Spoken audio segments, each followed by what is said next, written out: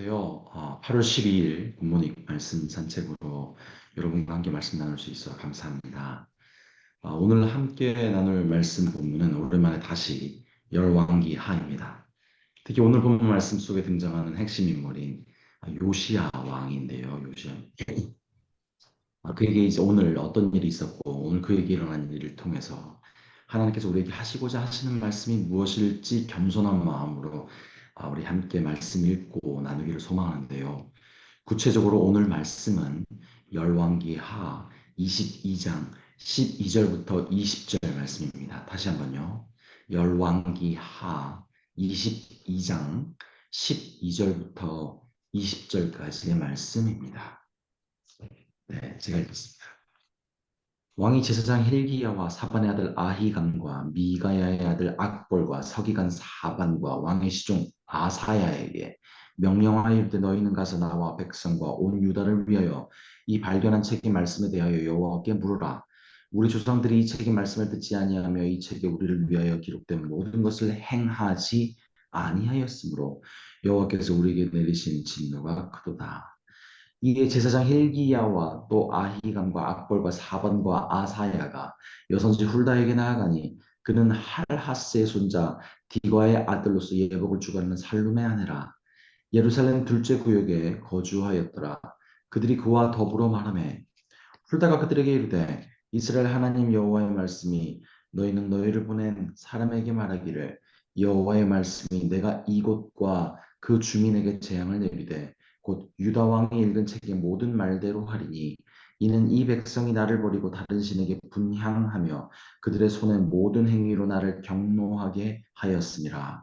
그러므로 내가 이것을 향하여 내린 진노가 꺼지지 아니하리라 하라 하셨느니라. 너희를 보내어 묻게 한 유다 왕에게는 너희가 이렇게 말하라. 이스라엘 하나님 여호와가 이같이 말씀하셨느니라.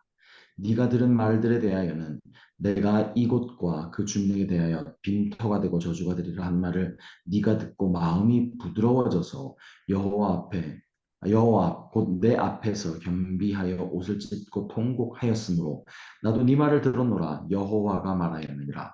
그러므로 보라 내가 너로 너의 조상들에게 돌아가서 평안히 묘실로 들어가게 하리니 내가 이곳에 내리는 모든 재앙을 네 눈이 보지 못하리라 하셨느니라 하니 사자들이 왕에게 보고하니라. 네. 오늘 말씀을 대하며 저는 기분이 좋습니다.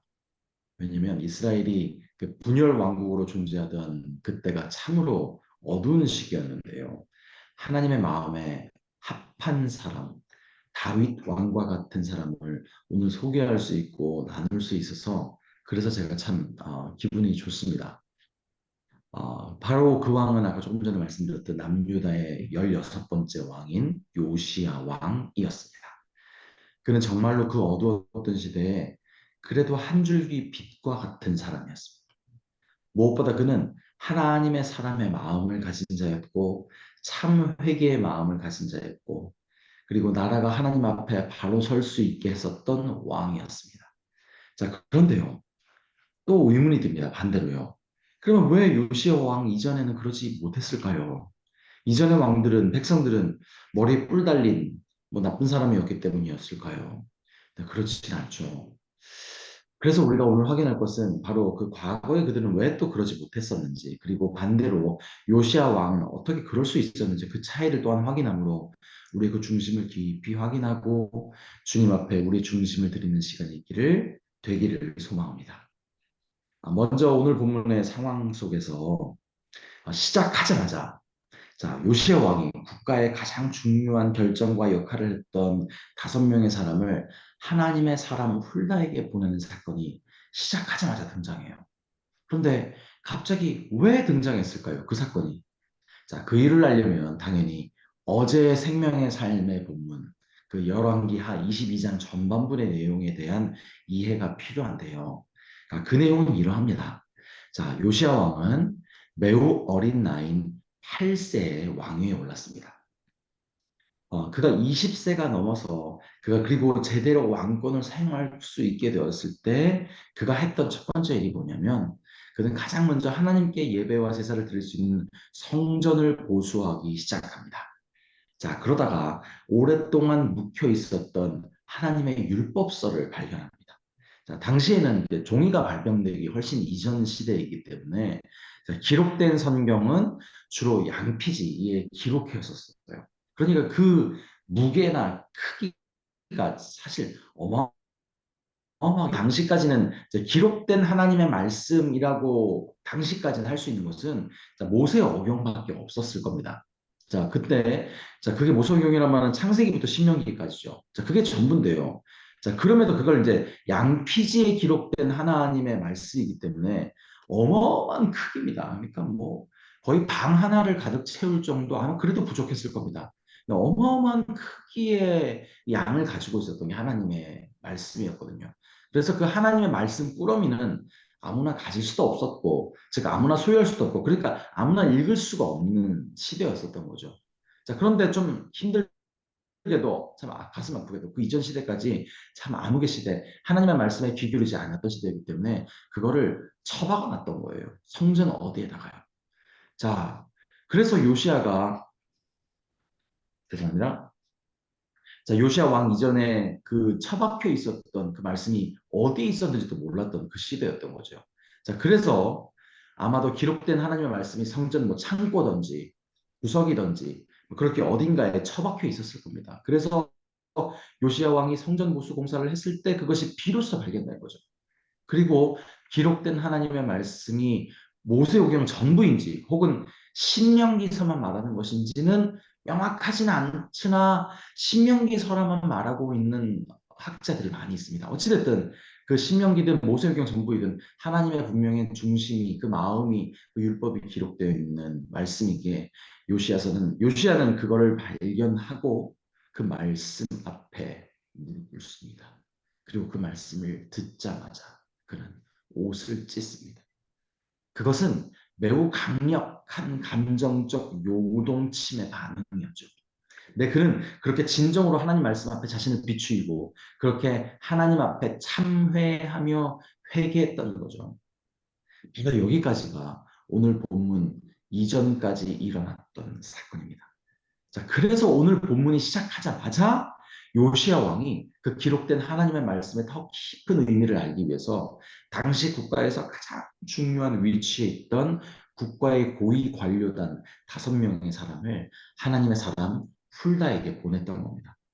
자, 이게 무슨 말인가 하면 훌다를 통해 전해질 하나님의 뜻이 단지 요시야 왕의 개인적인 의문과 요청이 되게 하는 것이 아닌 남유다 국가의 전체적인 공식적인 요청과 선포가 될 수 있도록 그에게 예를 갖추게 함으로써 요시야 왕은 훌다로부터 이제 전달될 하나님의 구체적인 뜻에 대해서 더욱 진지하고 간절한 자세를 보인 겁니다. 자, 그리고 하나님께서는 훌다를 통해 그 뜻을 드러내 주시죠. 자, 그것은 우리가 읽었듯 먼저 하나님의 말씀에 기록된 대로 어떤 죄악에도 가슴 아파하시고 진노하시는 하나님이라는 사실을 말씀해 주시죠. 그래서 과거의 남유다의 그 우상 숭배와 각종 불의와 죄악이 얼마나 가슴 아프셨는지를 진노하심이라는 표현으로 드러내 주셨습니다. 하지만 하나님께서는 동시에 요시야 왕에게 그 은혜와 자비의 말씀도 동시에 선포해 주시는데요. 그것은 진정으로 회개의 중심과 신령을 가진 요시야 왕에게 용서와 은혜를 베푸신다는 내용이었죠. 자, 그래서 요시야 왕은 하나님이 남유다에 내리는 진노를 보지 않는 은혜를 실제로 누리게 된 겁니다. 네, 바로 오늘 여기까지가 기록된 오늘 본문의 내용이었습니다. 자, 다시 한번 정말 오랜만에 분열강 시대에 등장한 바르고 참된 왕인 요시야가 오늘 본문의 주인공이라서 참 기분이 좋습니다. 저도 이 정도인데 하나님은 요시야 왕을 보시면서 얼마나 마음이 벅차셨을지 상상할 수가 없습니다. 자, 그런데요, 반대로요. 하나님의 사람 요시야 왕 이전에 정확히는 북쪽 이스라엘이 우상 숭배와 악행으로 북쪽 이스라엘 아수르에게 멸망당한 것을 직접 목격했던 사람들이 요시야 왕 이전의 왕들과 백성들이었는데요. 그들은 어찌 북이스라엘의 그 처절한 멸망과 심판을 목격한 후에도 계속적으로 우상숭배와 악행을 저지르며 하나님의 가슴을 아프게 할 수 있었는지 이해가 조금 어렵습니다. 그렇죠? 정확히는요, 다시 말씀드리면 북이스라엘이 우상숭배와 죄악을 통해서 멸망했던 시기가 BC 722년경이었어요. 자, 또한 요시야가 정권을 이제 왕이 올랐을 때가 640년경이었고요. 그가 이제 실제로 통치하기 시작한 것은 뭐 20세 이후부터니까 북이스라엘 멸망 후 그러니까 약 100년간의 요시야 통치까지는 100년간의 갭이 있었죠. 자, 그 사이 그 100년 동안 남유다를 통치했던 왕들도 있었고 또 수많은 백성들이 있었잖아요. 자, 그들이 눈앞에서 똑똑히 목격했단 말입니다. 짙은 민족이었던 북이스라엘이 그들이 얼마나 큰 우상숭배와 죄악과 악행을 벌였는지 그래서 하나님이 그들을 어떻게 멸망시켰는지 그들이 똑똑히 봤거든요. 그런데 그들은 두렵지 않았을까요? 최소한 두려워서라도 물론 두려워서 하는 게 참 가슴 아픈 일이긴 하지만 두려워서라도 그 죄악과 악행과 그 우상숭배와 멀어지는 게 당연한 본능이 아닐까요? 그런데 어찌 그들은 그러지 않고 계속적으로 그들은 우상숭배와 죄악과 악행을 계속할 수 있었을까요? 자, 그 이유는요. 시대 오늘날 신학자들이 이렇게 이름 붙였는데 다윗 전승 혹은 뭐 시온 전승이라고 이름 붙였는 그 생각과 사상들을 당시에 남유다 백성들과 왕들이 가지고 있었기 때문이었습니다. 자, 이게 무슨 말인가 하면요. 그들은 무슨 일이 있어도 우리나라는 멸망당하지 않을 거야라는 확신이 있었습니다. 왜냐하면요. 분명히 하나님께서는 다윗의 왕위를 영원히 보존하실 것이다. 그리고 하나님께서 하나님의 성전이 있는 이 예루살렘이 있는 그 시온을 영원히 지키실 것이다. 라는 말씀을 과거에 다윗과 여러 선지자들을 통해서 분명히 선포하셨거든요. 그래서 그들은 그걸 알고 있었어요. 이렇게 하나님의 약속의 말씀으로 남유다 백성들은 그 이전부터 그들의 믿음의 내용에 그것이 전부다라고 삼아버렸던 거예요. 그리고 그것은 사실 북이스라엘의 멸망 이후 두려워서 더 지키는 게 아니라 오히려 더 그게 더 굳세어졌어요. 굳건해졌어요. 왜냐면요. 그들의 생각이 이런 거죠. 거봐. 북이스라엘이 멸망당한 이유는 그들의 땅에 시온, 즉 예루살렘 성전이 없고 또한 그들의 왕은 우리처럼 다윗 왕의 계보를 따르는 정통 왕조가 아닌 그냥 힘 있는 아무나 왕으로 삼았기 때문에 그래서 그들은 멸망한 거야. 하지만 우리는 다윗의 후손들이 아직 왕이잖아. 그리고 하나님의 성전이 우리 예루살렘 땅에 있잖아. 그러니 우리는 절대 멸망하지 않아. 라는 생각이에요. 이것이 바로 당시 그들의 생각 가운데 깊이 있었던 거예요. 자, 그런데 아이러니하게도 그런 하나님의 약속의 말씀을 근거로, 믿음의 근거로 삼았다던 그들이 행했던 일들은 그저 세상의 좋은 것만을 따라 살았던 우상숭배였고, 거짓이었고, 음란이었고, 사기치는 것이었고, 폭력이었고, 살인이었습니다. 내 사람이 다 실수할 수는 있어요. 하지만 그랬다면 정신 차리고 돌아오고 회개하고 하나님께 그 회개의 삶, 겸손의 삶을 사는 게 당연하죠. 하나님의 사람이지만. 하지만 그들은 돌아올 생각이 없었습니다. 분명히 하나님이 약속했으니 우리는 망하지 않아. 우리는 걱정할 필요 없어. 라는 믿음으로 그들이 이름 붙인 그것을 믿음의 내용으로 이름 붙인, 즉, 하나님을 향한 협박으로 그들은 우상숭배와 각종 죄악과 범죄를 계속적으로 저지르며 스스로를 정당화했던 겁니다. 심지어 후대에 우상숭배와 악행이 넘쳐났었던 그 유대의 멸망을 예언하면서 하나님 앞에 회개하라는 예언을 했던 예레미야 선지자를 그들은 아니야, 넌 틀렸어. 네가 한 말은 거짓말이야. 라고 말하며 그들은 예레미야를 죽였죠. 네. 그러나 사실 그들의 믿음의 내용이었던 다윗의 왕위와 시온의 보존의 하나님의 약속은 그 왕의 후손만 또한 그 땅만 차지하고 있으면 된다라는 의미가 그 의미로 하신 말씀이 사실은 아니었죠. 하나님께서는 다윗과 또는 다윗의 왕위 그리고 시온을 뭘 상징했던 겁니까? 메시아 다시 오실 예수 그리스도의 이제 다시 오시는 건 아니죠. 그때는 오실 예수 그리스도의 상징으로 표현하시면서 그것을 영원히 거룩하게 높이실 것이라는 그 하나님의 의지로서 하나님께서 그 상징을 말씀하셨던 것이지 다윗만이 예루살렘에 있는 그 시온만이 그것이 뭐 거룩하고 그것만 지키고 있으면 살고 그것만 지키고 있으면 멸망하지 않게 그 의미로 말한 것이 아니었죠. 하지만 그들은 그 하나님께서 말씀하셨던 그 문자 안에 담겨 있는 그 단어들만 또는 그 센텐스만 하나님의 그 우리 약속이야. 그게 전부야 라고 생각하면서 그 말씀의 문자 하나하나만을 가지고 자신의 바램과 기대를 담아 그것을 가지고 이 약속의 문자가 곧 하나님이라며 하나님을 그 약속의 문자 안에 가둬버리고 그 외에 자신이 하고 싶은 대로 마음대로 살았던 자들이 바로 그들이었던 겁니다. 그래서 그들은 그렇게 우상숭배와 제약으로 멸망한 북이스라엘의 멸망을 분명히 똑똑히 눈앞에서 지켜보았음에도 자신 있게 우리는 다윗 왕조와 시온이 있어 걱정할 필요 없어 우리는 안 망해 라고 말하며 똑같이 우상숭배라는 부와 번영의 가치만을 최고라고 따르며 그렇게 살며 자신의 이익만을 위해 불의와 사회의 악에 대해서 눈을 감을 정도가 아니라 참 괜찮아라고 면죄부를 씌웠던 겁니다. 네, 제가 이토록 그 오랜 과거를 살았던 당시 사람들의 생각과 마음에 특별히 제가 마음이 집중하려고 하는 이유는요.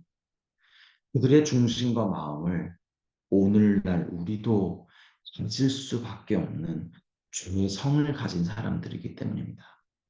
그래서 우리 또한 그들의 마음을 깊이 바라보며 주의 깊게 우리의 심령을 또한 우리의 믿음의 내용을 명확하게 바라보아야 하는 겁니다.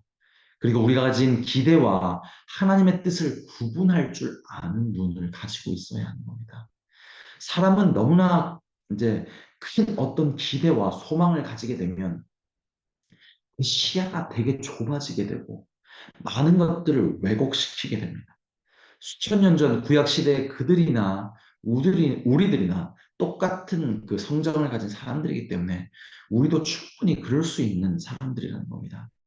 그래서 우리는 나의 목표가 하나님의 목표가 되는 것이 아닌 하나님의 꿈과 하나님의 뜻이 우리의 목표, 우리의 비전이 되는 것, 그것을 소망하고 살아가는 사람들이어야 합니다.